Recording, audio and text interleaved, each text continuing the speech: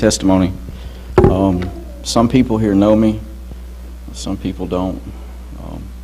If you want to learn more about me, if you want to talk to me after I get done with testimony, that's fine. I'll share anything that I have with you. My name is Jarrod Dobson. I was born in Winter Haven, Florida. I'm 33 years old. I grew up in the church. I don't know what happened in my childhood to take me out of the church. I think it was that my dad used to work nights.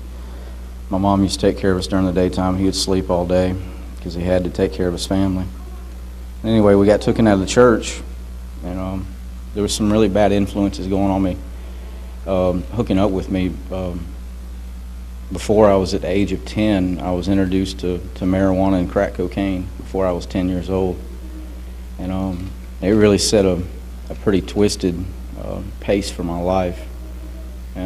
Just as soon as me and my little brother got taken out of church, I think maybe a year or two later, my parents divorced. After the divorce happened, I think it was the very same year that my aunt and my uncle, which Jerry and Hope know my aunt and uncle pretty well, they got saved the same year. So God revealed that to me. It was like another turning point in my life, how the story comes together. Because we're doing ministry with my aunt right now. My uncle, he's done passed. I'm okay with that. I already know where he's at. But starting from my childhood, after all that stuff happened, my parents got a divorce. Got taken out of the church. My dad moved me and my little brother. I don't know how my dad ended up with both of us little kids, but he ended up with both of us. And he took us to a place in Volusia County, Florida named New Smyrna Beach. It's about 10 miles south of Daytona Beach. And pretty much I ran wild on the beaches and everywhere around there. I didn't start getting in trouble until I was about 12 years old. Got in trouble with stealing. Basically everything I got in trouble with was stealing to get drugs and this and that. I had a pretty gray area in my life that I was trying to fill, that I thought that I could fill it with this or that. And I tried to fill that spot for, I would say, 15, maybe 20 years. And I couldn't ever do it. I ended up going to prison, I think 3 times. And spent numerous years of my life in county jail, just back and forth, back and forth. Didn't understand why, didn't know why, didn't care why. Just another, roundabout go with prisons and everything. But I ended up hitting one last bad time, I think. And I was out on the streets. I didn't have anything. My parents had finally, pretty much put me out, but they would still take care of me. They would give me money and put me up in motel rooms and stuff like that. I got into a rehab in Florida. It was a Christian-based place. I did really well for about, I think, a week or two, and I injured my shoulder. I left from there because they offered me they let me go to the hospital and they offered me a bottle of pills.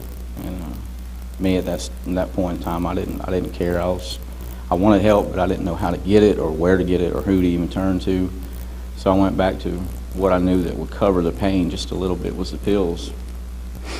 And then I ended up at a point where I couldn't do anything. So I called my grandmother, who lives over in Nauvoo, and I asked her if I could stay with her, and she said, yeah, okay.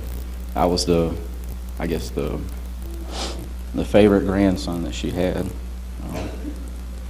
So I moved in with her, and I told her about the shoulder injury that I had and stuff like that, and come to find out my grandmother's selling pills.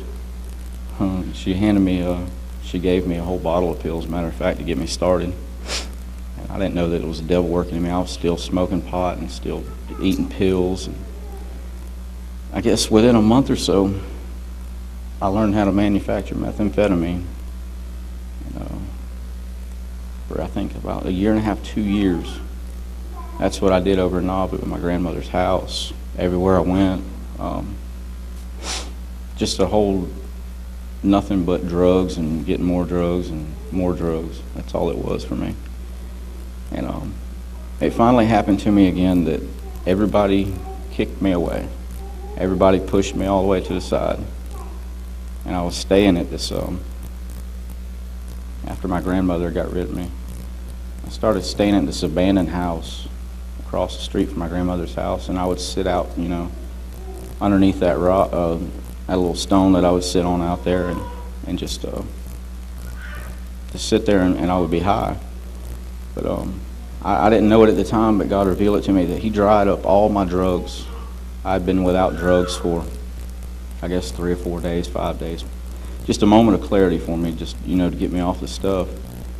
And then just for some reason, it was just, everything around me was so sad and so horrible that I finally cried out. I didn't even know who I was crying out to. I just looked up to the sky and just said, please make this somehow better. And He revealed all this stuff to me last week, that it was hot and it was nasty in the little trailer I was staying. And immediately after I cried out to Him and said, please somehow make it better, clouds came out of nowhere and just covered the whole area, and the winds picked up and it just started cooling off. And that's probably the most memorable part about my testimony, my salvation, is when He did that. It was like the smallest little thing He could have done for me, but it meant the most because I was in a horrible state of mind. One of my friends, Mike Hendricks, some of y'all know Mike from around here. Me and him used to do a lot of dope together, and we ran around a lot. He by chance disappeared for about a year, and he came here. I didn't know it at the time. He came here. I just thought that he just quit doing dope, or he just quit doing this or that. But he showed up, and he was clean, getting pretty fat. He was looking, healthy. And me and him already had a pretty close relationship.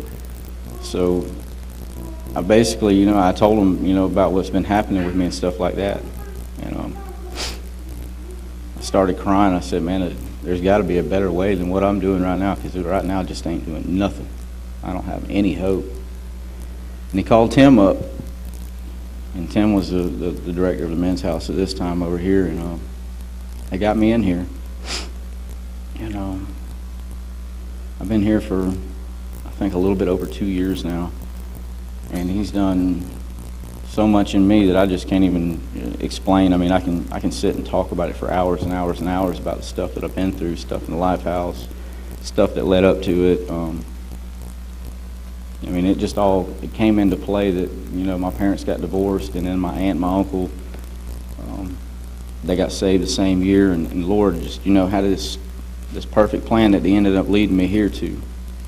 I don't know how He did it, but I really love that He did do it. I mean, it really, it turned everything in my life around. And I just thank and I bless the Lord, and I honor Him for,